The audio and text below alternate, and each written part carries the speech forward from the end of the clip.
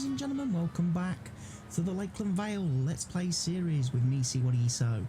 Here on what is still day 5 of summer, I'm just in the process of getting rid of this header because I don't need it for the next bit of harvesting. I need the other header.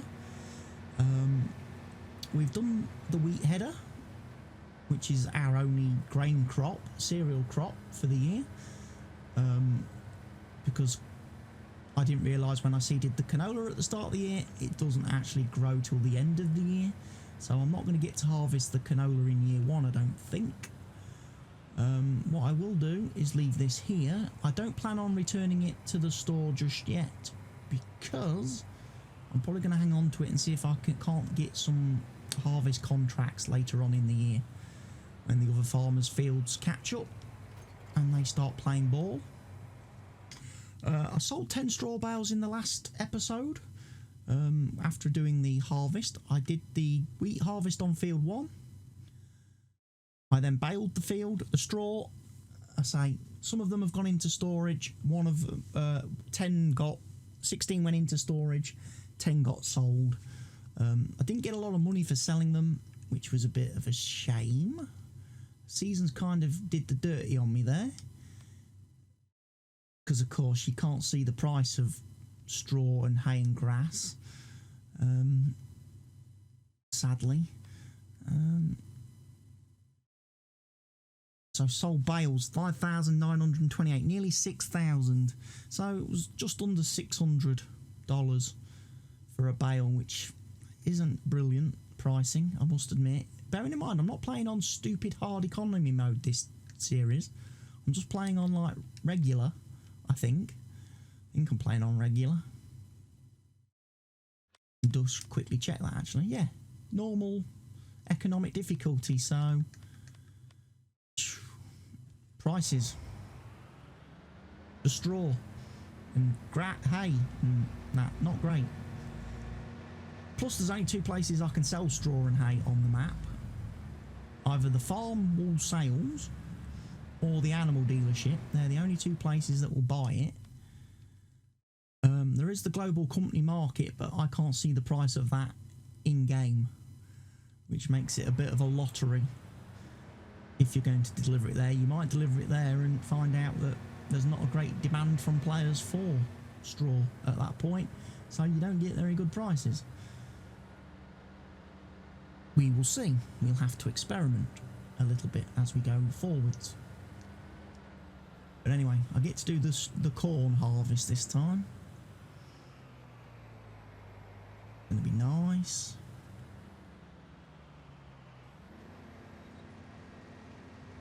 This is probably going to take me longer to do than the wheat harvest, because this field is obviously quite clearly more on a hill than the first one.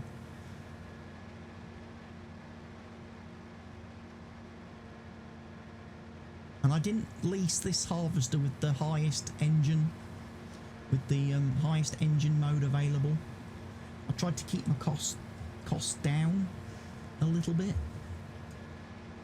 but that means potentially it's also going to mean that the harvester struggles a bit going uphill. I'll have a bit of a drink because it's quite warm again today in the UK.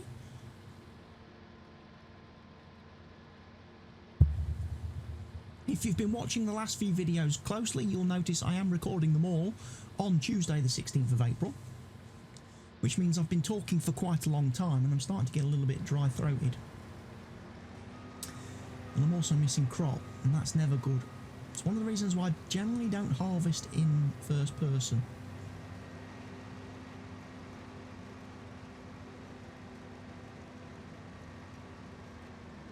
And I know straight away there will be one man who watches all these videos who comments, "That's why you should use GPS." But I didn't lease this harvester with GPS because, again, decided to try and keep the costs down, really, more than anything. Tried to keep the costs down. The expenses. I mean, this first year I've spent a lot of money already. We've had to sell off equipment. We've really had to downscale a little bit on the amount of machinery and stuff that we started with.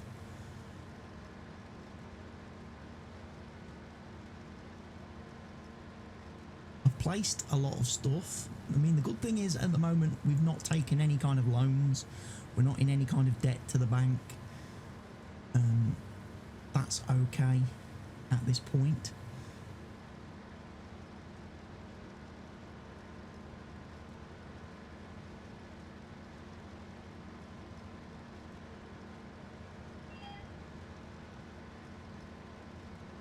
It's 66% full, so that the first beat then it comes at 60% with my version of fill level warning.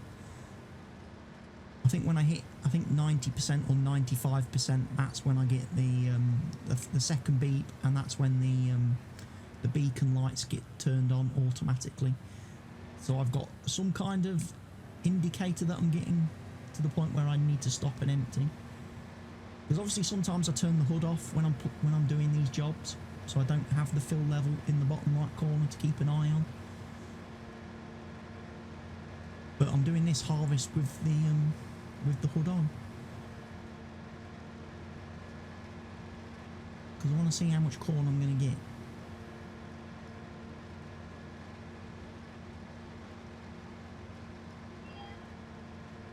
But second beat comes at 90. Right, okay.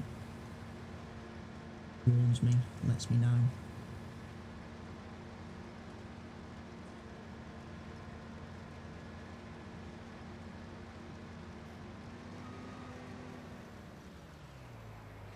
Again, a little bit more than the wheat field. We've managed 2 3/4 rows, whereas the wheat field was doing 2 1/5 before it was getting full. So corn doesn't yield as much as wheat, obviously. But this field is bigger than the wheat field, so I should get more. What did we got? We got 52,000 litres of wheat. We got 52,000 litres of wheat off field 1. So I'm hoping somewhere around the same for the corn, maybe.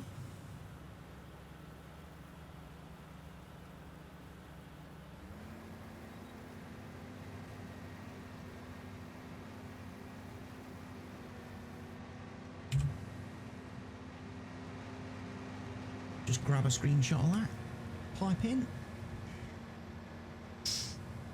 and away we go.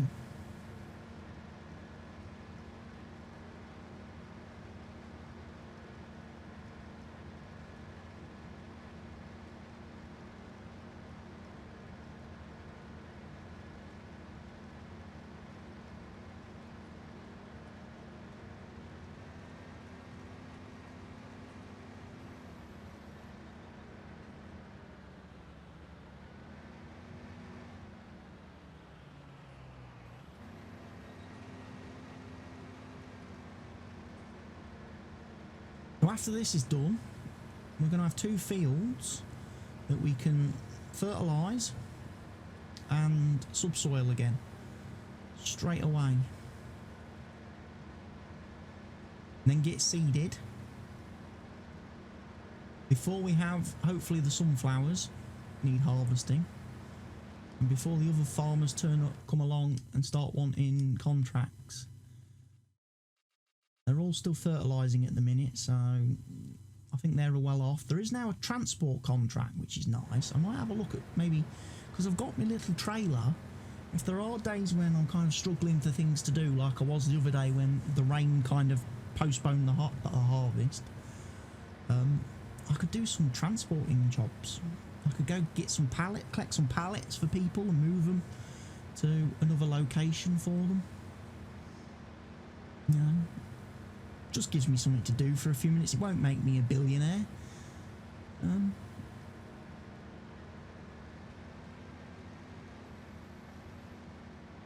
But again, keeps the series, keeps something happening in the series. You can watch me trying to load a trailer with pallets.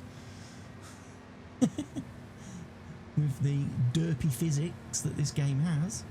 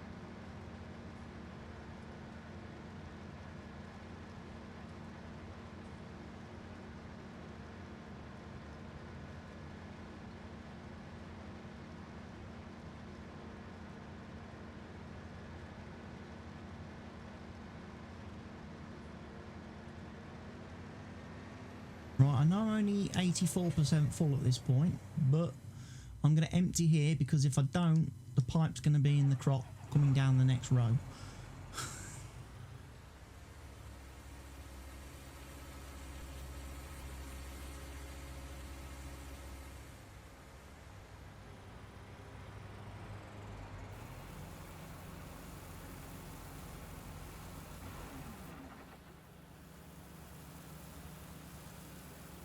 Nice little trailer.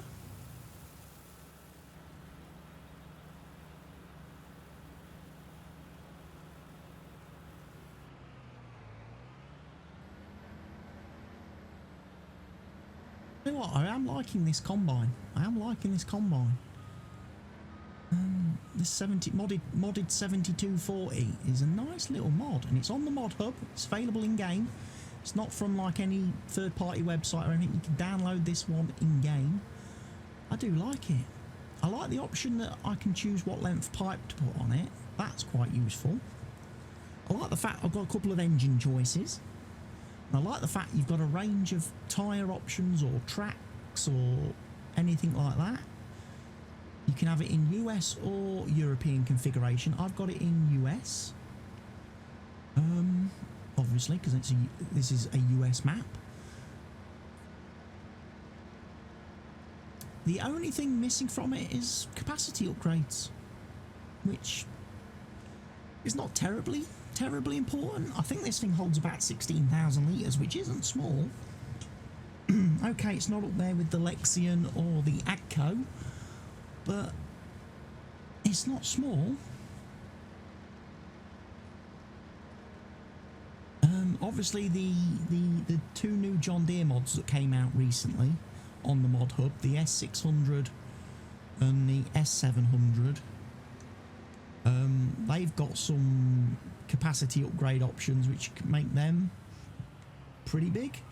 I think one of them holds about 22,000 litres if you buy it with the largest upgrade, which changes the thing on the top, the grain storage, so obviously it can hold more. But yeah, 22,000 litres is a pretty fair sized harvester.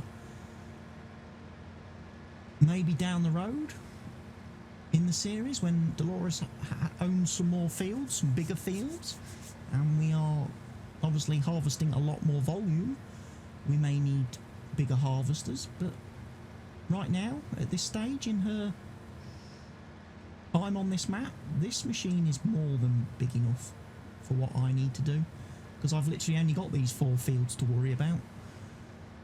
Now, I might argue and say when I do a harvest contract in a little while, in several days' time or something, that this machine isn't big enough.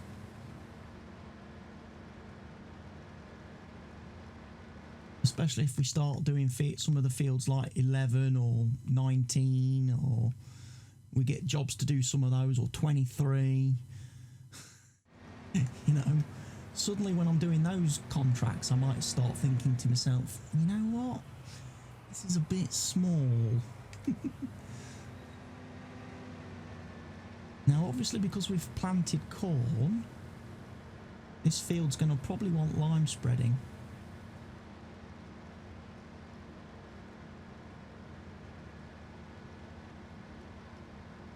And it's definitely going to want ploughing.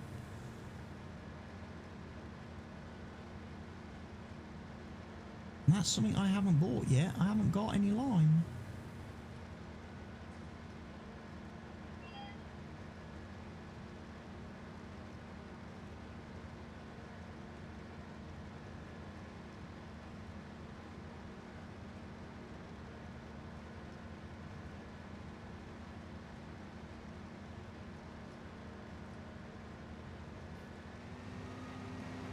Not enough room. Not enough to get to the end of the field. Oh well. Not to worry. Delores will run over here, grab her grain cart.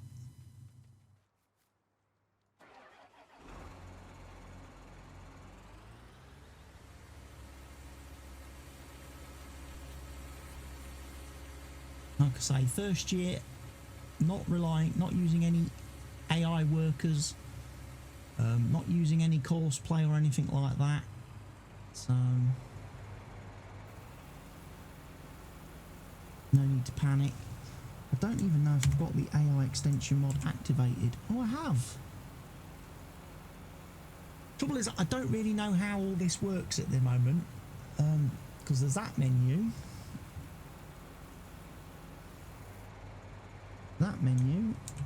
there's that menu, which brings all this stuff up.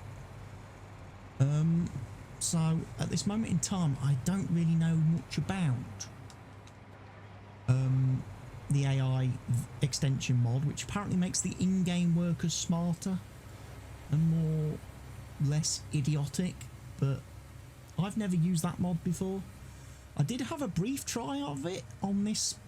I tried it on this map, but on a different save, where I'm not playing with seasons and stuff. And I tried to have it seed field 21, which is the one just the other side of the farm. Tried to have it seed that field, and I'd already done some seeding of the field myself manually. I'd done a couple of rows. So I started the machine obviously where I'd got up to, started the AI new intelligent helper, and all he did was drive around and do like a bit of a circle with points on it of the field. He didn't finish seeding the whole field. He just made a little bit of a circle where I started and then did some little like strips off of it, and then he stopped. And I was like, really? That's apparently more intelligent way of seeding the field? Because it looked like that guy had definitely been drinking or doing drugs.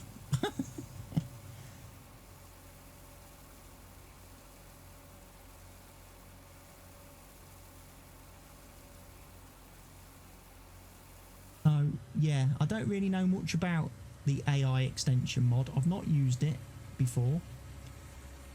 I did try and have a look up at some YouTube videos about it to see if there was any documentation or instructions on how to operate it and use it, and unfortunately any videos I could find on the AI vehicle extension weren't in English. They were all done by German people or whatever, and I don't speak German. I don't read German, so even if I put the subtitles on, it didn't help me.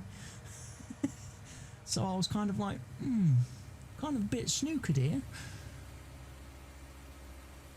I was watching one video that Mr. Helgi recommended to me to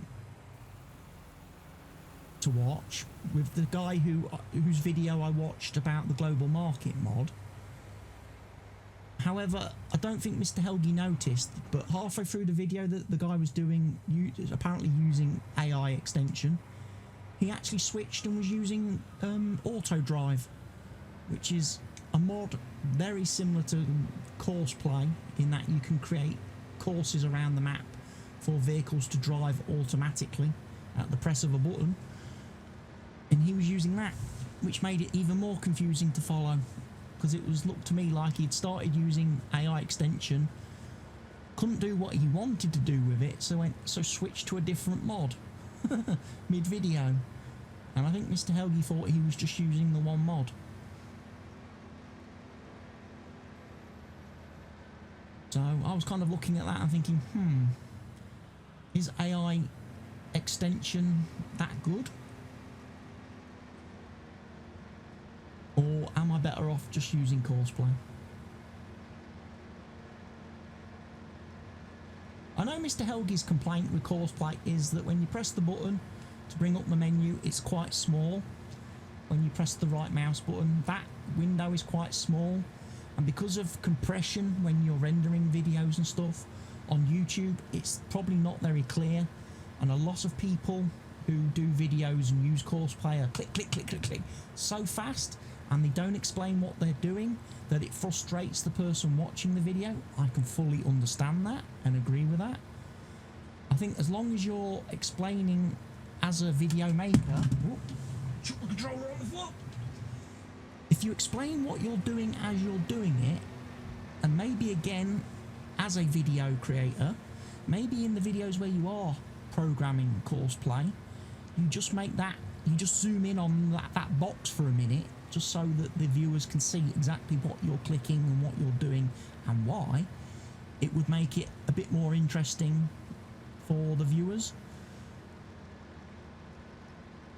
I also understand the complaints that people have where some people literally just do absolutely everything with course play and they don't play the game themselves. And I can understand that complaint and the argument for that. I can understand, again, from someone who has done, obviously, video creation now for quite a while and has done several series. Certainly back on Fenton Forest, the 4X map, there's just no way I could have made that series without using a lot of course play, because the fields were too big for me to work. You know, I had to have 3 or 4 machines. I had to have multiple machines operating on the same field all the time. So if I was ploughing, I had to have 2 or 3 ploughs going. If I was fertilising, I had to have 2 or 3 fertilisers. If I was harvesting, I had to have multiple. And you can't do that with the in-game workers because they just don't work that well. I mean, if I wanted to use multiple machines on this field, I would have to start one vanilla worker on one side of the field and one on the other, and then they would kind of crash into each other in the middle. Because if I start them side by side, the minute the one on the right reaches the top of the field, he'll turn around and come back. But the guy on the left, he would stop because he would detect that the row next to him is finished. There's nothing to harvest, so he would stop. So you could never have 2 machines harvesting side by side with the vanilla workers. Whereas with course play you can, because you can create courses with multiple vehicles and they will drive side by side and they'll turn around and they'll work their way across the field. But, you know, I don't think I need to use that on this map because I think the fields are manageable.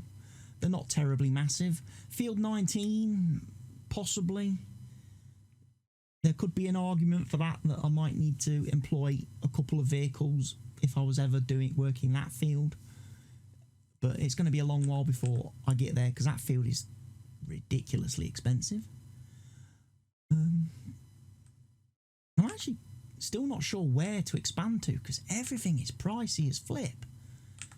I mean, I do need to own the BGA at some point though. I do need to own the BGA at some point. So we got 45,000 litres out of corn already off this field, delivered to our silo.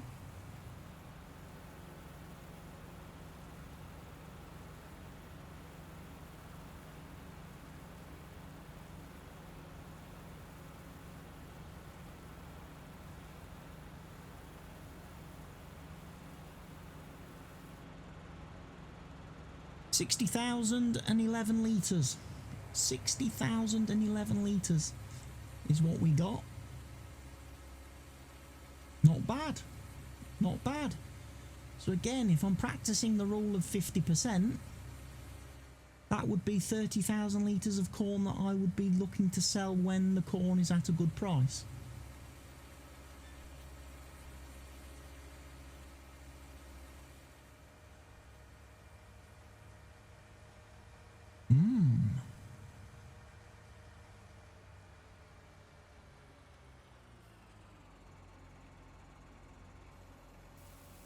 And for seasons, corn is at a good price. Just missed it. Just missed it. Day 4 of summer would have been a good price for corn. Otherwise now it's the winter. So that's what happens, you see, when you get that rain. That rain that just postponed me by a day has cost me from being able to sell 30,000 litres of corn.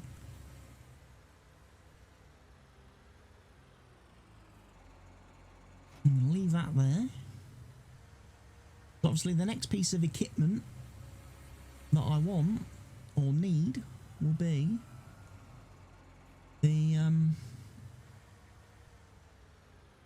subsoiler. Add this tandem. However, we're going to go move the harvester first, and then of course we need to just check the field. So yeah, it's got to be ploughed.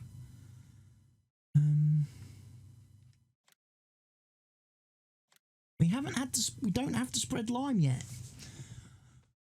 So I'm actually quite lucky in that sense that I've not needed any lime this first year. So hey, I'm not going to complain about that. Saves me having to buy lime. That's one expense definitely I'm pleased I don't have first year. Right, we'll bring this back to the farm.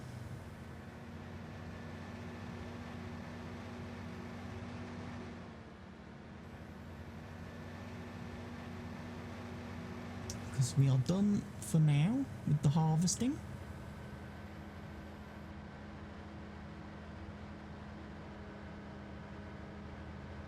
I will park this inside a shed just for the time being. I won't just leave it stood out in the open. Not my machine after all, it is leased. I do want to keep it looking spiffy. Park this guy in here.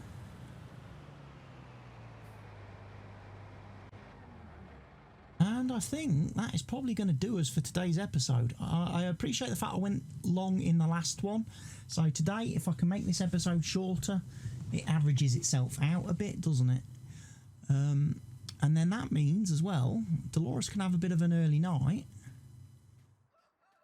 And then maybe tomorrow, we can set about getting fields 1 and 4 fertilised, subsoiled.